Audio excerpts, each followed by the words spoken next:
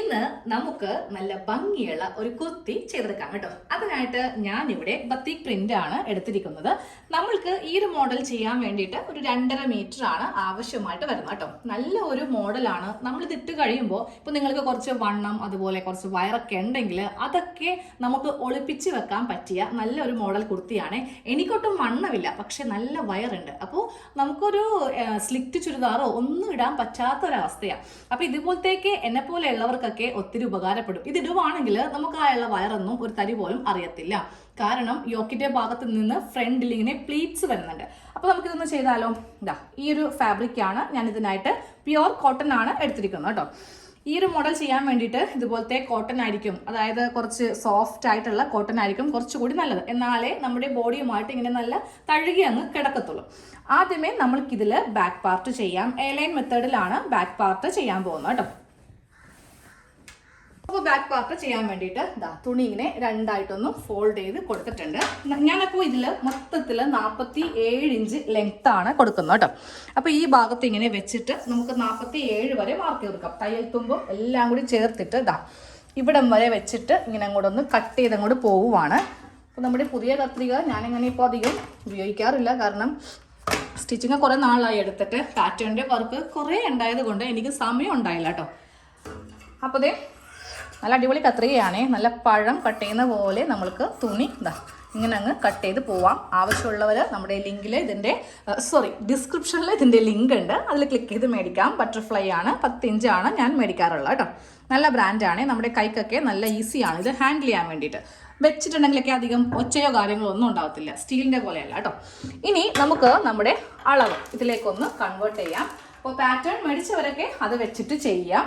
ആവശ്യമുണ്ടെങ്കിൽ WhatsApp number തരാം, അതിൽ നിങ്ങൾ ഓർഡർ ചെയ്താൽ മതി. ഓക്കെ,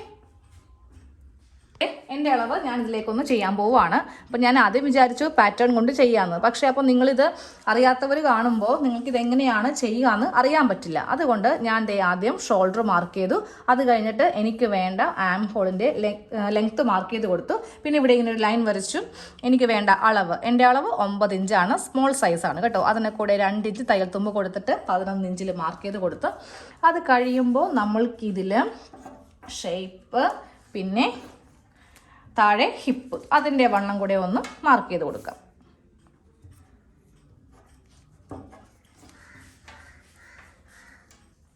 എല്ലാത്തിനും കൂടെ 2 ഇഞ്ച് തയ്യൽ തുമ്പ് കൊടുത്തിട്ടാണ് ഞാനിത് ചെയ്യുന്നത് കേട്ടോ. ഇനി നേരെ ഇവ തമ്മിൽ ഇങ്ങനെ വരച്ചു കൊടുക്കുക. ഇനി ഇവിടത്തെ വണ്ണം 3 ഇഞ്ച് കർവ് കൊടുത്തിട്ട് വേണം ഇവിടെ ഇങ്ങനെ ചെയ്യാനായിട്ട്.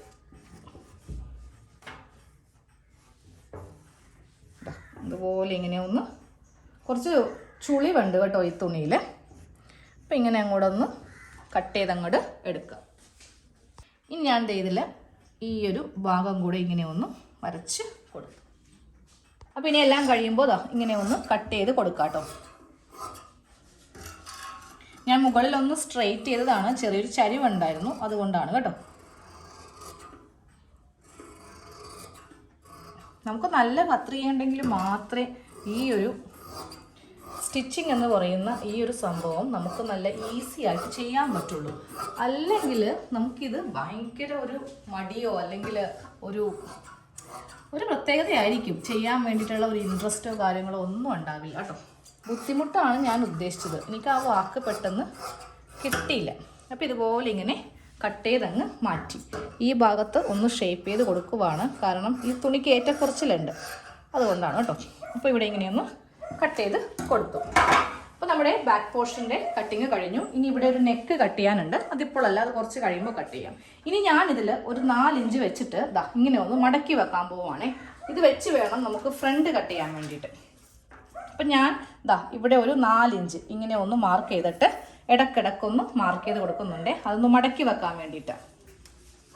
അപ്പോൾ ഇതുപോലെ ഇങ്ങനെ നമ്മൾ ഈ 4 ഇഞ്ചിൽ കറക്റ്റ് വരുന്ന രീതിക്ക് ഇങ്ങനെ അങ്ങോട്ടൊന്ന് മടക്കി വെച്ച് കൊടുക്കുക.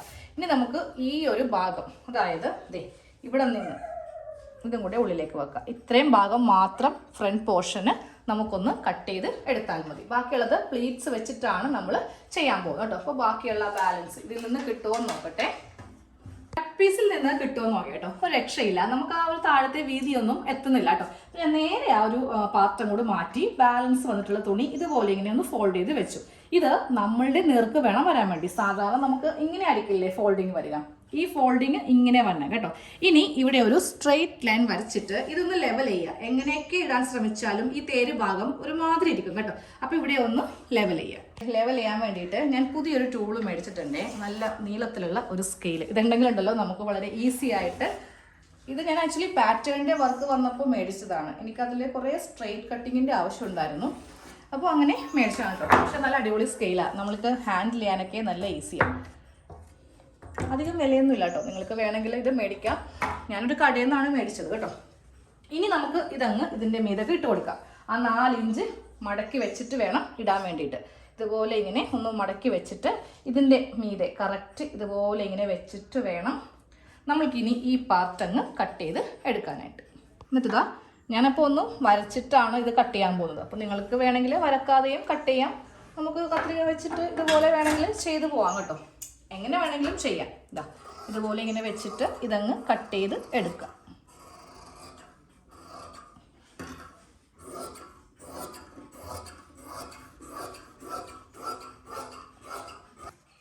ഈ ഭാഗം നമുക്ക് ലാസ്റ്റ് ഒന്ന് ലെവൽ ചെയ്യാം. ഇപ്പോൾ ലെവൽ ചെയ്യണ്ട, ഇതിങ്ങനെ അങ്ങ് വെച്ചാൽ മതി. അപ്പോൾ ഇനി ബാക്ക് പാർട്ട് മാറ്റാം. ബാക്ക് പാർട്ടിൽ നമുക്കിനി നെക്കെല്ലാം ഇപ്പം തന്നെ ചെയ്യാം. അതിന് മുന്നേ ഈ ഒരു കട്ടിങ്ങും കൂടെ ഒന്ന് ചെയ്യാം. അപ്പോൾ ഇത് തേരുഭാഗം അല്ലേ, കുഴപ്പമൊന്നുമില്ല എന്ന് വിചാരിക്കരുത് കേട്ടോ. നമുക്കിവിടെ നല്ല സ്ട്രെയിറ്റ് വന്നാലേ നമ്മൾ ഈ ചെയ്യുന്ന കുർത്തി പെർഫെക്റ്റ് ആയിട്ട് നമുക്ക് കിട്ടുള്ളൂ.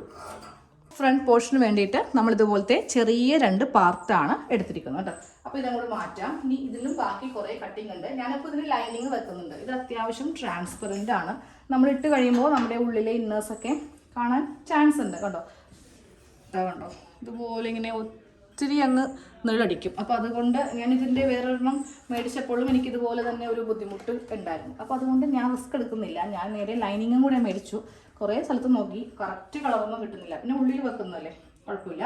അപ്പോൾ ഇതിൻ്റെ മീതെ ആ ഒരു ബാക്ക് പാർട്ട് വെച്ചിട്ട് നമുക്ക് ലൈനിങ്ങും കൂടെ ഒന്ന് കട്ട് ചെയ്തെടുക്കണം.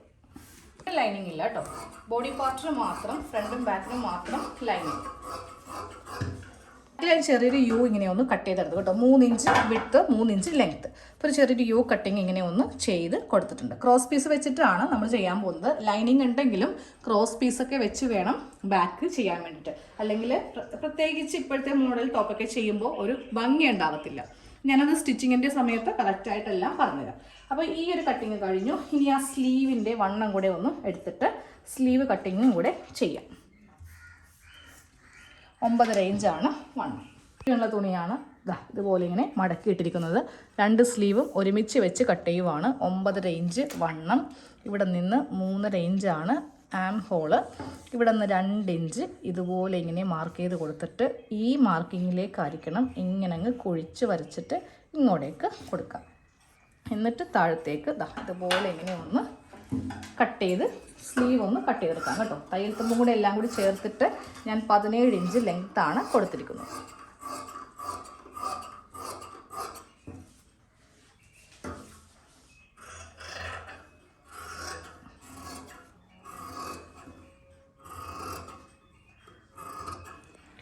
അതുപോലെ ഇങ്ങനെ സ്ലീവും കൂടെ ഒന്ന് കട്ട് ചെയ്ത് എടുത്തിട്ടുണ്ട്. ഓക്കെ, ഇനി ആ ഫ്രണ്ട് പോർഷനിലെ ബാക്കിയുള്ള കട്ടിങ് ചെയ്യും. ഇനി നമുക്ക് ആ ബാക്കിയുള്ള ഭാഗം ഒന്ന് കട്ട് ചെയ്തെടുക്കാം. അതായത് ഫ്രണ്ട് പോർഷനിൽ നമ്മൾ ഒരു 4 ഇഞ്ച് മൈനസ് ചെയ്തിട്ടല്ലേ കട്ട് ചെയ്തെടുത്തത്. അപ്പോൾ അത് നമുക്ക് ഇതുപോലെ ഇങ്ങനെ ആ 4 ഇഞ്ചാണ് ഈ കാണുന്നത് കേട്ടോ. ഈ ഒരു ഭാഗം ഞാനപ്പോൾ ഇത്രയും വെച്ച് ഇങ്ങനെ കട്ട് ചെയ്തെടുത്തു. ഇവിടെ നിന്ന് താഴത്തേക്ക് നമുക്ക് പ്ലീറ്റ്സ് ഇതുപോലെ ഇങ്ങനെ പ്ലീറ്റ്സ് കൊടുത്തിട്ടാണ് നമ്മൾ ഇത് ചെയ്യാൻ പോകുന്നത്. അപ്പോൾ ഇത് എത്ര ഇഞ്ചിൽ കട്ട് ചെയ്യണമെന്ന് കാണിച്ചു തരാം. 9 ഇഞ്ചിൽ വേണം കട്ട് ചെയ്യാൻ വേണ്ടി. തുണി ഓപ്പൺ ചെയ്യുമ്പോൾ 9 ഇഞ്ചായിരിക്കണം. നടുവേ മടക്കിയിടുമ്പോൾ 4.5 ഇഞ്ച്. രണ്ടാക്കി മടക്കുമ്പോൾ 4. ഇതൊന്ന് ഓപ്പൺ ചെയ്യുവാണെങ്കിൽ മൊത്തത്തിൽ 9 ഇഞ്ച്. തയ്യൽ തുമ്പാണ് കേട്ടോ, 1 ഇഞ്ച് 9 ഇഞ്ച്. അതുപോലെ തന്നെ ഞാൻ ലെങ്ത്തും 8 തന്നെയാണ് കൊടുത്തിട്ടുള്ളത്. 1 ഇഞ്ച് തയ്യൽ തുമ്പാണ്. 1/2 ഇഞ്ച് താഴെയും പോവും, ഷോൾഡറിനും 1/2 ഇഞ്ച് പോവും. അപ്പോൾ ബാക്കി നമുക്ക് 8 ഇഞ്ച്. 8 ഇഞ്ച് താഴത്ത്, അതായത് 8 ഇഞ്ചിൻ്റെ താഴേന്ന് നമുക്ക് പ്ലീറ്റ്സ് സ്റ്റാർട്ട് ചെയ്യണം. അപ്പോൾ അത് മൈനസ് ചെയ്തിട്ടുള്ള ലെങ്ത്താണ് ഈ കാണുന്നത്. ഇവിടെ നമ്മൾ ആ ബാലൻസ് ഉള്ള പീസ് ഒന്ന് അറ്റാച്ച് ചെയ്ത് കൊടുക്കും. അപ്പോൾ ഇതിന് നിങ്ങളുടെ കയ്യിൽ എന്തോരം തുണിയുണ്ടോ അത്രയും എടുക്കാം. ഇതിൻ്റെ 4 ഇരട്ടി എടുക്കാം, 2 ഇരട്ടി എടുക്കാം, 3 ഇരട്ടി എടുക്കാം.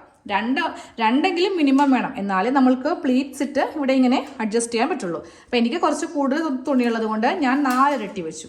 അപ്പോൾ എനിക്ക് വളരെ ചെറിയ പ്ലീറ്റ്സുകൾ ഞാൻ ഇങ്ങനെ അങ്ങ് ഇട്ടെടുക്കും. അപ്പോൾ നല്ല ഭംഗിയായിരിക്കും ഈ ഒരു ഡ്രസ്സ് കാണാനായിട്ട്. അപ്പോൾ ഇതുപോലെ ഇങ്ങനെ നമ്മൾ ചെയ്ത് എടുക്കും കേട്ടോ. ഇനി ഇതിൽ നെക്കെല്ലാം ചെയ്യണമെങ്കിൽ നമ്മൾക്ക് ഇതെല്ലാം ചെയ്യാതെ നെക്ക് ചെയ്യാൻ പറ്റില്ല. ഇതൊക്കെ ചെയ്തിട്ട് വേണം സൈഡൊക്കെ കൂട്ടണം. പിന്നെ എന്നിട്ട് ഞാൻ ഇതിലൊരു വി നെക്കാണ് ഉദ്ദേശിക്കുന്നത് കേട്ടോ, ഒരു കർവ് വി ആണ് ഉദ്ദേശിക്കുന്നത്.